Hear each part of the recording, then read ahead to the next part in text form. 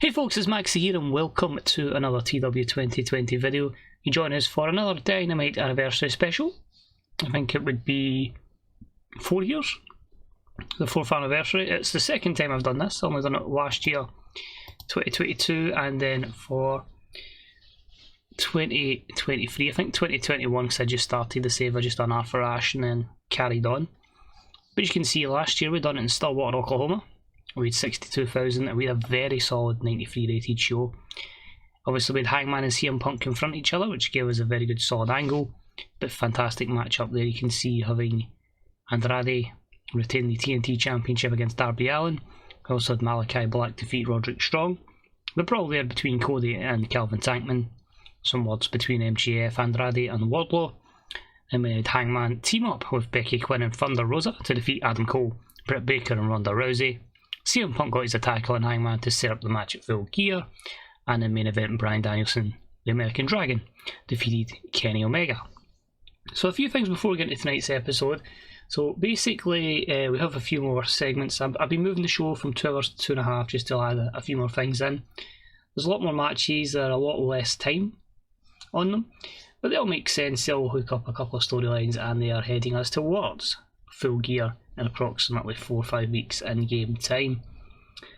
We are going to be in the Nissan Stadium in Tennessee. I think it's about 60,000 that it'll hold. I'm not too sure. I didn't really pick it. I just booked Dynamite and then proceeded to the show without really paying attention to where we're hosting the show. I've tended to not do that since I don't really worry too much about pop.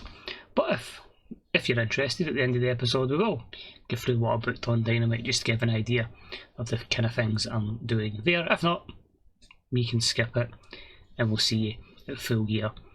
But we're going for it. We're all out here for a 100 show rating. Whether we get it, probably unlikely, but we'll give it a try. Because we're on the AEW Plus network, we'll make a lot of money. So we've opted again for the legendary Bandit, A-list celebrity, and 2 million spent on our special set. So, without further ado, this is AEW's Dynamite Anniversary Show for 2023. Boom! We've connected with all the main things we wanted here. 60,275 have turned up. I actually started the show with Shawn Michaels just saying it was a nice run, battling all the younger talents here in AEW. It was a good opportunity to become world champion, but he doesn't really believe that he's at the top of his game. He's nowhere near it, and he just feels like he's kind of a stepping stone to better things for other people.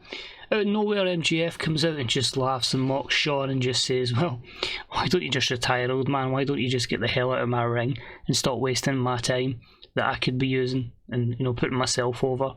It kind of irks Shawn a wee bit, but the real purpose of the angle is for Full Gear to go Shawn Michaels versus MJF. We got the 100 rating, cheap rating to get, but it puts a lot less pressure on the main event. We started the show with a matchup in the Brodie Lee Memorial Tournament, and it was a decent matchup that saw the team of 10 and Wyndham defeat One Final Beat in 8:36 when 10 pinned Johnny Gargano with a protobomb. A 70 rated matchup here. Now you'll notice that 10 and Wyndham don't work well as a team. Their timing's all over the place. When I saw that penalty, I thought, that's building up to what we want to make happen. So I'm taking the tanking and match ratings, but it will all make sense. That's all I'll say. But a win for 10 and Wyndham over One Final Beat. Promo just saying they're feeling good, they're feeling confident. A few teething issues, but they think they're going to win the tournament, of course, in dedication to Brodie Lee. We had the AEW TBS Championship on the line next, and it was a decent matchup that saw Riho defend it against Toni Storm, Jade, Cargill and Taya Valkayrie. And Riho picked up the win in 12:01, pinning Taya Valkayrie with a Northern Lights suplex. Fourth defence, some solid performances in there, and a very respectable 65 rated match. After the matchup though, Hikaru Shida comes into the ring and she beats the crap out of Riho, setting up for a feature match. Whether that'll be on the pay-per-view or Dynamite, we'll see if I can maybe make it an intertwined feud before we get to the event. Still unsure, but Shida and Riho is what I'm going with going forward. Continuing on with our women's division, and we had a superb matchup that saw Io Shirai defeat Ronda Rousey in 13:48 with a moonsault press. She makes her 12th defence of the AEW Women's World Championship An 80 performance, an 88 from Io. She's just sensational. One of my favourites to use in this game, one of my favourites to watch. She's just class, and if I can get someone at her level, I'd like to hope she'd be someone that could break the first 90 rated women's match in this save. Moving along with a good matchup, Richard Holiday picks up the win over Rey Mysterio in 11:54 with the 2008. A 76 here. We said he was going to come after all our heroes, Rey Mysterio being one of them, and that smug, cocky prick picks up the victory. And then he just says after the matchup, I'm just going to continue to beat all your favourites until you get nothing else but to respect me. It really is. Everyone in my baby faces are quite happy to put him over. As promises, Rey Mysterio's won, so Rey Mysterio is happy to do the job. No issues. Moving along with that exceptional matchup, Jon Moxley defeats Bryan Danielson in 22-25 with a Death Rider. In 91, could have put it as the main event, but I've opted for an interesting one that was made on Dynamite between Kenny Omega and Darby Allin, and a 92 performance from Bryan and 90 from Mox, so these guys are still close to the top of their game. Then had the tag team match for the World Tag Team Championship. Superb wrestling and good heat. The Young Bucks pick up the win over Kevin Steen and Sami Zayn in 14:01 when Nick Jackson pinned Kevin Steen with a Meltzer driver. Second defence of the World Tag titles, still far too early to take the belts off them. I felt like an 83's not the greatest, but again, we only made it 14 minutes. We did make it steal the show. I was hoping it would have maybe surprised us with a 90, but overall, another strong victory for the Young Bucks. Moving along, we have Shane McMahon alongside his two clients, Ethan Page and Scorpio Sky. Just showing you how realistic I made in the save. Not very. He's effectively playing the damn Lambert role. But here, basically, Shane says, it's funny what 10 and Wyndham were saying.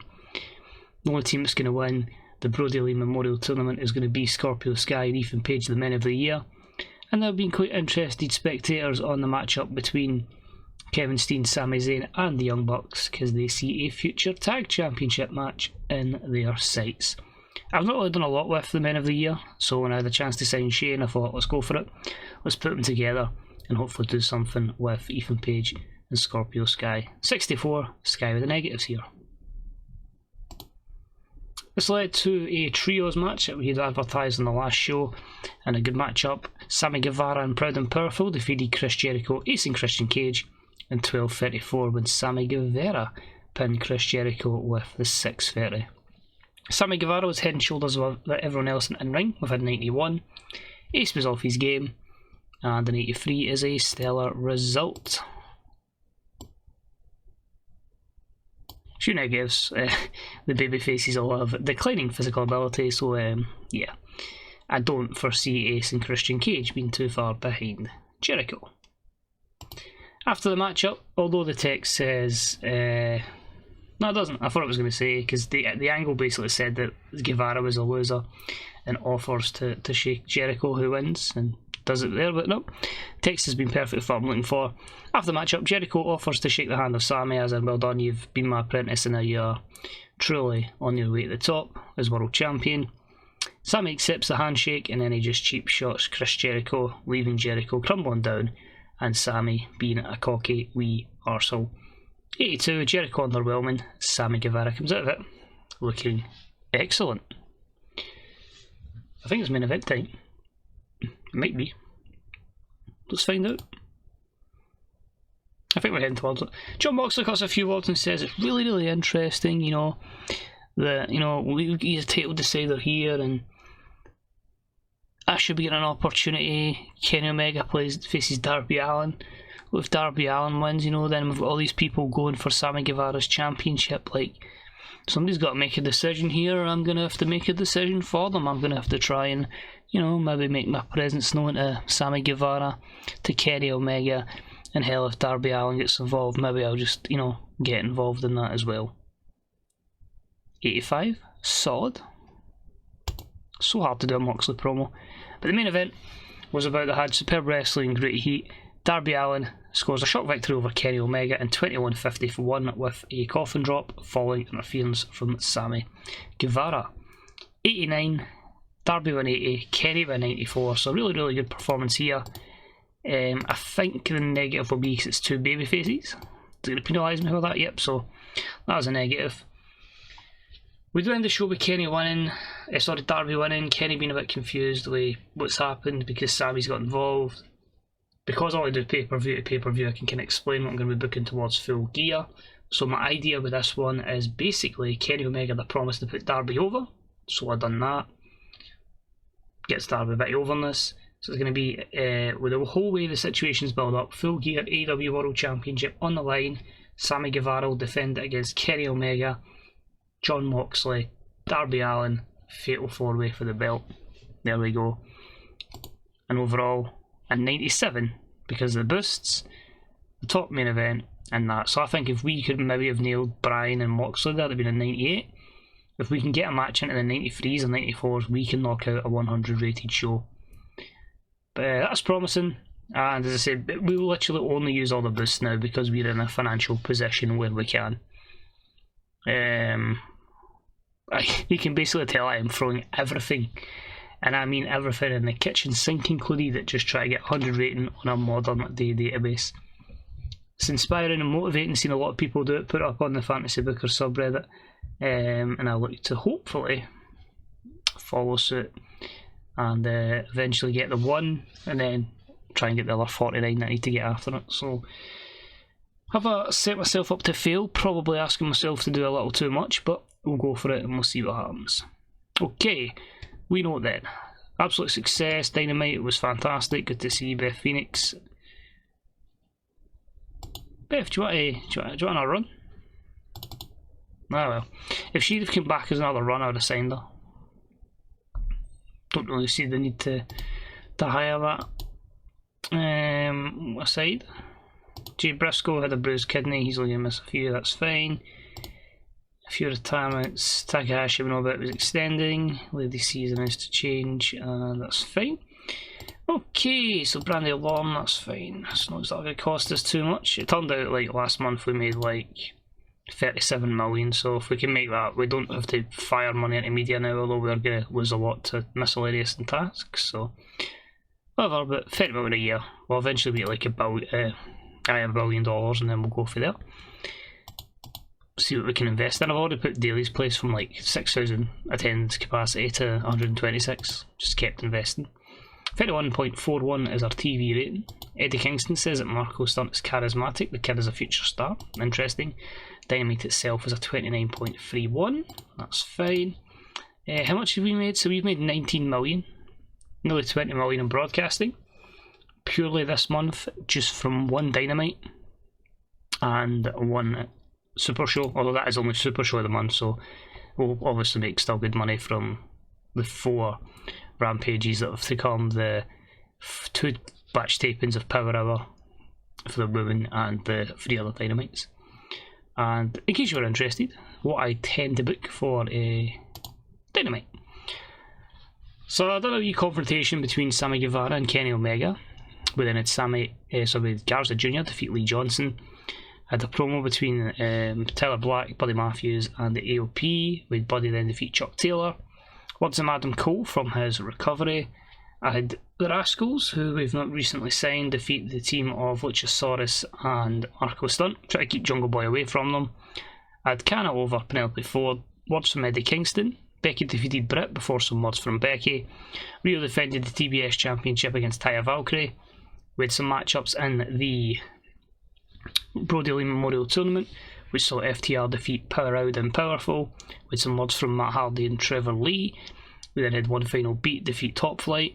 We had that making of the match between Darby Allin and Kenny Omega. We had Ten and Wyndham defeat Alex Reynolds and John Silver in a Dark Order showcase match in the tournament. Men of the Year defeated the Briscoes. Chris Jericho obviously formed his alliance with Christian and Ace. And in our main event, CM Punk defeated Hangman Adam Page because I needed something to fit in as the main event. So if you also care, the tournament at the moment of the bracket is filled like that. You can clearly see there's 2 that are running away with it, which is the Men of the Year and 10 and Wyndham.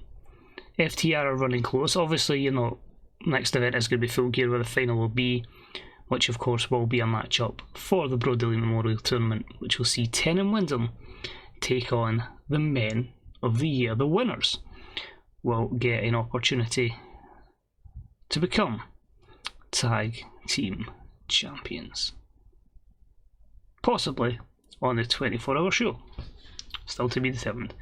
But anyway, I've blathered on enough. Thank you very much for watching. Hope you enjoy the episode, and hopefully I will see you for that show coming up in a wee bit for Full Gear. Bye bye.